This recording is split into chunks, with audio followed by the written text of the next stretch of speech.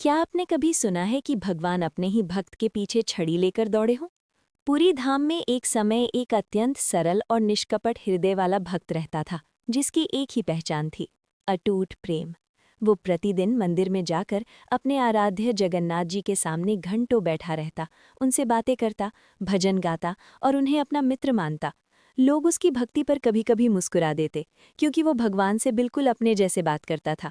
एक दिन प्रेम में डूबकर उसने कह दिया, प्रभु, यदि आप सच में मेरे अपने हैं तो आज मेरे घर चलकर भोजन कीजिए। आसपास खड़े लोग हंस पड़े। अरे, भगवान भी कहीं किसी के घर जाते हैं?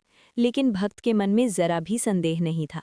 रात हुई, मंदिर के पट बंद हो गए, पूरी धाम निद्रा में डूब गया। पर उस रात एक अद्भुत लीला घटी। कहते हैं कि आधी रात के समय स्वयं जगन्नाथ जी अपने सिंहासन से उतरे, हाथ में छोटी सी छड़ी ली और तेज कदमों से मंदिर से बाहर निकल पड़े।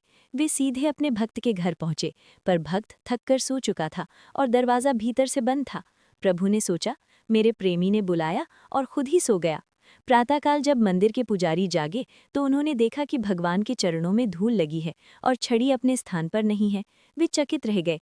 उधर गांव में लोगों ने आश्चर्य से देखा कि भगवान छड़ी लेकर उसी भक्त के पीछे पीछे दौड़ रहे हैं। भक्त ये दृश्य देखकर घबरा गया और बोला, प्रभु, मुझसे क्या अपराध हो गया? तब भगवान मुस्कुराकर बोले, अरे भोले, तूने प्रेम से बुलाया था, मैं तेरे घर आया भी, पर तू सो गया और द्वार बंद कर लिया। अब तुझे जगाने आया हूँ। ये सुनते ही भक्त की आंखों से आंसू बह निकले। वो समझ गया कि ये दंड नहीं, स्नेह की पराकाष्ठा है। उस दिन पूरी धाम ने देख लिया कि भगवान अपने सच्चे प्रेमी के लिए नियमों की सीमा भी पार कर देते हैं। वे केवल पूजन से नहीं, बल्कि निष्कपट प्रेम से बंधते हैं। और यदि प्रेम सच्चा हो तो वे छड़ी लेकर भी अपने भक्त के पीछे दौड़ सकते हैं।